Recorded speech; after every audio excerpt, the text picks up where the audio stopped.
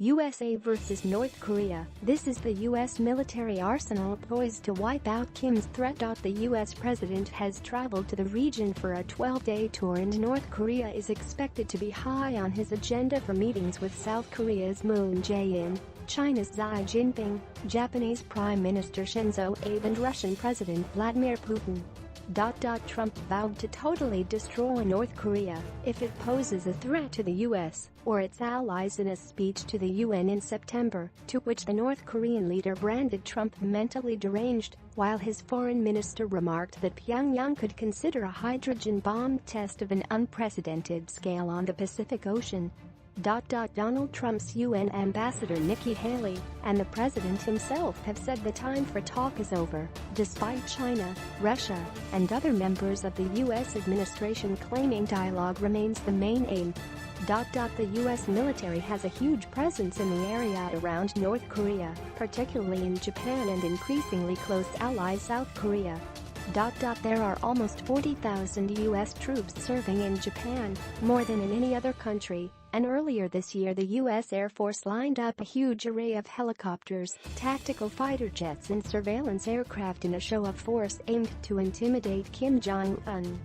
Among the aircraft were HH-60 Pavehawks, a twin-turboshaft helicopter primarily used for the insertion and rescue of special operation personnel. The aircraft's versatility makes it incredibly useful in other operations too, including civilian rescue and disaster relief.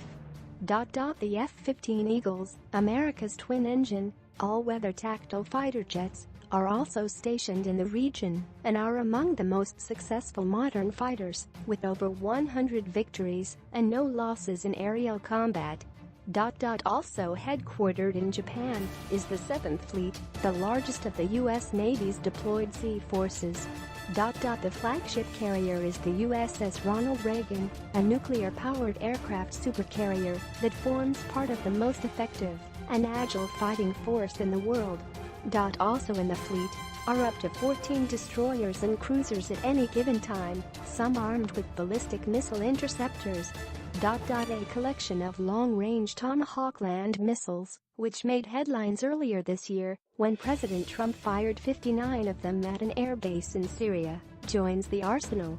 As if that wasn't enough, there are also 12 nuclear-powered submarines available should war break out. South of the demilitarized zone DMZ, the U.S. has 468 troops at 83 different sites, as well as hundreds of tanks and armored vehicles, meaning there is always a heavy military presence should North Korea decide to launch a land attack. There is also the Terminal High Altitude Area Defense THAAD system, which, despite criticism from Beijing and Pyongyang, is ready and waiting to intercept missiles and destroy the incoming projectiles while in mid-flight. Guam, the U.S. territory that Kim Jong-un has threatened to fire 4 ballistic missiles towards, is also host to a huge military presence. Much of the island is controlled by the armed forces, and the Andersen Air Base hosts a range of bombers, resulting in Guam being dubbed a permanent aircraft carrier. Among the aircraft at the base are B-1B bombers, B-52 bombers and F-35B stealth fighters, some of the U.S. Air Force's most impressive jets. The B-1B bomber is heralded for its survivability, and although initially designed to carry nuclear arms, it was converted to carry more conventional weaponry after the Cold War.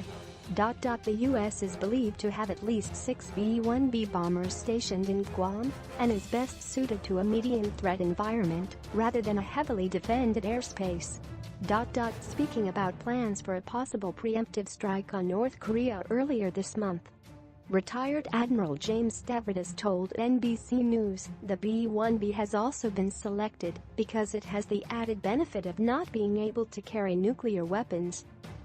Military planners think that will signal China, Russia, and Pyongyang that the U.S. is not trying to escalate an already bad situation any further. The B-52 was first introduced in 1955 and was originally designed to carry nuclear weapons during the Cold War. It remains one of the most superior aircraft in the U.S. Air Force. The long-range, subsonic, jet-powered strategic bomber is capable of carrying more than 30 tons of weapons. The aircraft's fearsome appearance and reputation has resulted in the nickname Buff, which stands for Big Ugly Fat F. The U.S. also maintains a smaller presence in other countries in the region, including Thailand, Singapore and the Philippines. U.S. military aircraft use Thai runways, while the U.S. Navy will operate 4 warships out of Singapore by next year. Tensions have been stepped across the region over recent days following North Korea firing a test missile over Japan. The provocative action saw South Korea and U.S. forces drop bombs on the border of the hermit state. Earlier today, France warned the situation was extremely serious. Foreign Minister Jean-Yves Le Drian warned a nuclear strike on Europe was possible and said a world war could erupt in months. He said, "The situation is extremely serious. We see North Korea setting itself as an objective to have, tomorrow or the day after, missiles that can transport nuclear weapons. In a few months, that will be a reality."